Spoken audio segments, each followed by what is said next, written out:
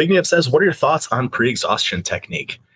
Um, that's an excellent question. So the way that I generally look at things like pre-exhaust or other set intensifiers is I generally place them in the context of they are tools used to properly teach clients or people that you're training with how to naturally raise their own level of intensity. I think you could probably get most, if not almost all of the same degree of results just going to concentric failure. But during certain exercises, depending on the equipment that you're using, depending on the resistance curve provided by the machine or the tool, you might find that you're hitting fatigue at different positions in the range of movement, and that can be somewhat indicative of a number of things. It could be design fault.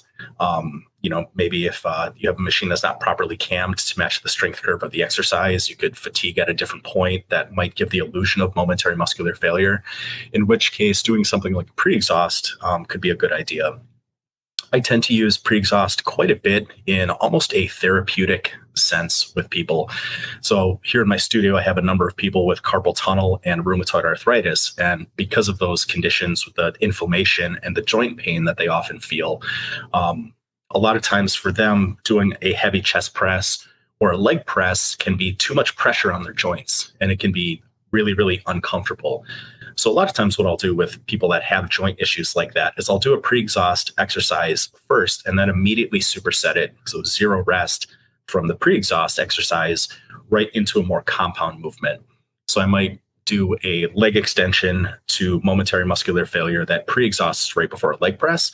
Otherwise, I have a lot of clients with wrist issues that struggle on a chest press. I will do a chest fly movement to momentary muscular failure to pre-exhaust the chest, so that by the time they get to the chest movement, their chest is largely fried. And at that point, a lot of the assistance that's being done is being performed by the anterior delts and the triceps.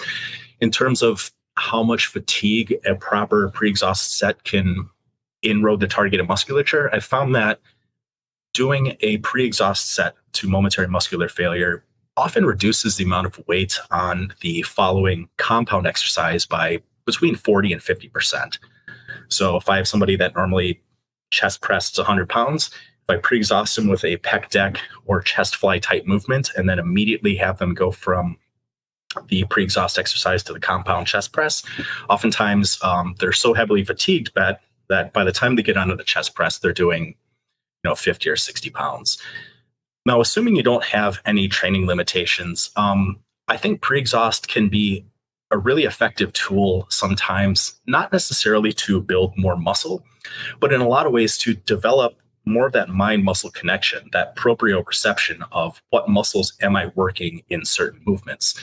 So same kind of thing, if you do a chest fly movement and immediately do some kind of compound chest movement after that, sometimes you feel that a lot more in your chest, and being more aware of your body as you move against resistance, I think is always a positive thing. So speaking of, I hope that answers your question.